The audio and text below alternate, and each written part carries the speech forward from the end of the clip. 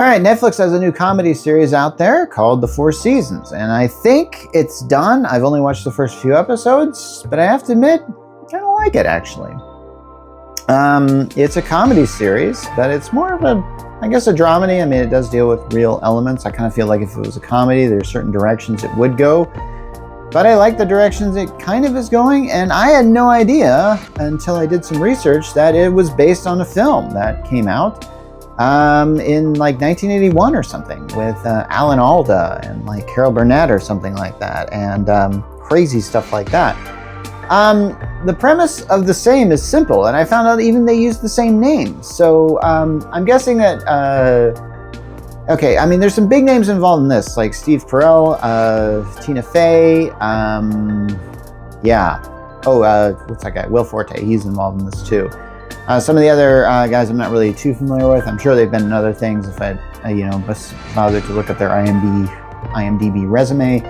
But hey, I'm gonna say like, this is just sort of, so this is one of those shows that I have to admit, it definitely has a certain, a format on it, and it has to stay within that format.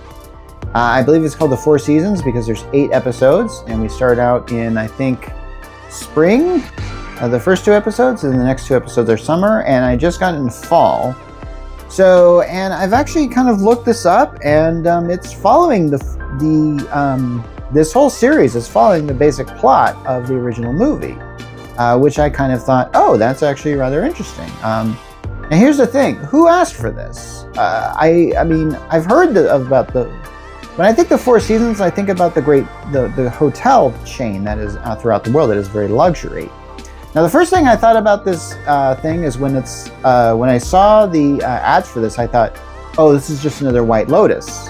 If you're not familiar with the White Lotus, it's a show that has a format like this, where you get a bunch of guests together, and they all do very terrible and despicable things. That's the White Lotus in a nutshell.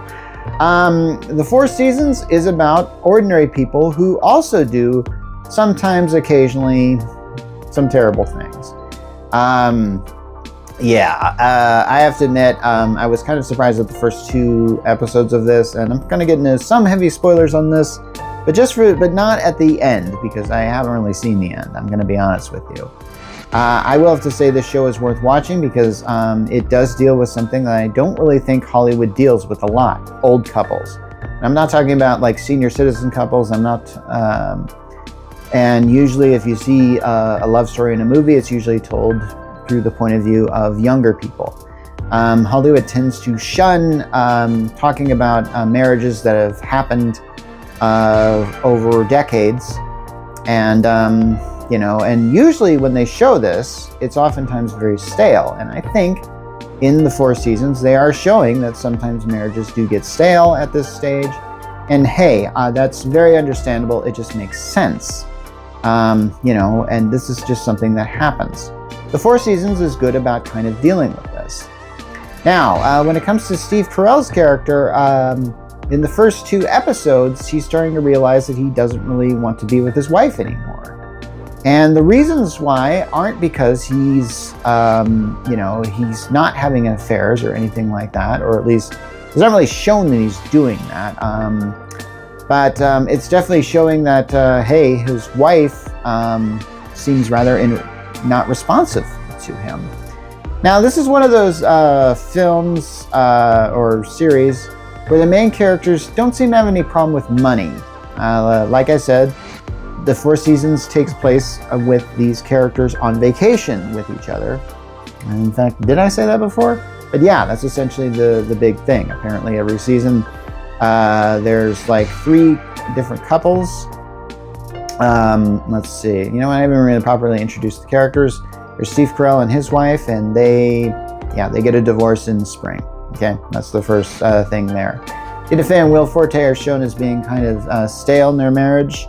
I can't remember if they have kids or not. And then there's a gay couple.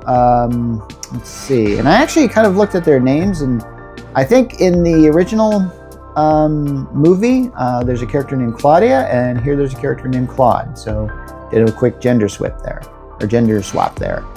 And here's what I'm kind of seeing in that particular couple's story is that one of them has serious health issues and has to go through surgery and stuff like that, but doesn't really want to have to face this thing because they have to face the fact that they're getting older.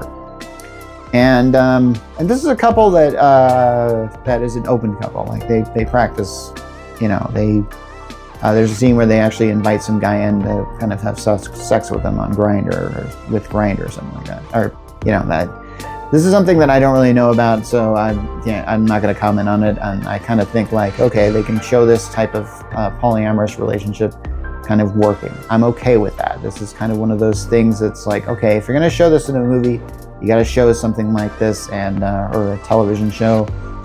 And so this is kind of what this show is about, on how time takes its toll and how things get stale and you have to do things to keep them alive again. And oftentimes in life, the way we do this is, of course, on our vacations.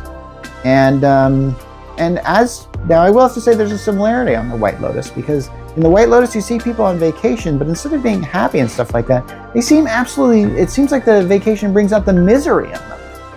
And I kind of felt like in the Four Seasons, we kind of see this happen, that once they're on vacation, they're kind of forced to think about things. We see Tina Fey and Will Forte realize that they do have something in common. They do like to complain together a lot. And there are times in which they can be very snippy to each other and they can be very argumentative. But there are times in which they come together and just with a lot of passion. I have to admit, that's pretty good. As far as the other couple who I can't really remember, and yeah, I am going to call them the gay couple. If you want, you can comment on that, hey, I don't remember their names. Honestly, I don't remember anybody's names in this thing, except maybe the actors' names. But yeah, one of the characters is a bit too clingy of the other, and I kind of felt like that was going to be this is the character. I remember I said there's a character who had to go through an operation that's had a lot of health problems over the years. Well, their partner is rather clingy on them, and I kind of felt like that was really good. What's interesting is seeing these characters interact and how they've remained friends for so many years. And with Steve Carell's character, who's just starting a relationship with a much younger woman, how they feel about her. And how they don't really like her, and they feel like, oh, this character is trying to, because Tina Fey's character is the one who like organizes these vacations and has been doing this for however long they've been together, a long time. And they see kind of Steve Carell's girlfriend as kind of like a stranger in their friend group. And we've all been there before, where you have a friend group and then somebody brings a friend into that group, and then they're kind of like, everybody kind of, sometimes they fit right in, but sometimes they don't. And in this case, there's that age difference is definitely causing something to happen there. I do really like, there's kind of an interesting scene here where, and I'm going to get into a little bit of a spoiler on this, where you think Steve Carell is really unhappy in this relationship he's in. Because Tina Fey sees him cry. You see that Steve Carell is often getting into things that he shouldn't get into. There's a scene where they're paddleboarding and he climbs up onto this hidden lagoon and he steps on a sea urchin. And of course, he's just like super angry about this. And then there's like a hurricane or something like that. And then Steve Carell's ex-wife shows up. And yeah, so that gets kind of, and is still showing up on this thing. And I think it's kind of interesting. So, I am going to get in spoilers because I just finished this episode that might be the first episode of the fall series. And where you see Steve Carell's daughter have to deal with the aspect of her parents breaking up. And she does so in this stage play. And this stage play is really over the top as far as what is going on. And one thing I liked about this is the way they handled this.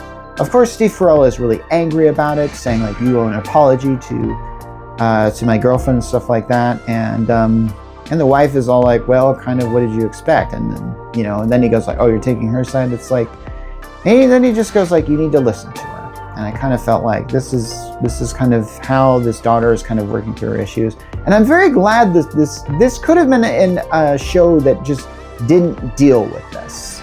And maybe they did this in the original one, but I actually like the fact that this show is digging up issues like this that would rise from problems like this. So I have to admit, I do like this show. I look forward to watching the last 3 episodes as ones I'm on. So yeah, I would recommend this show.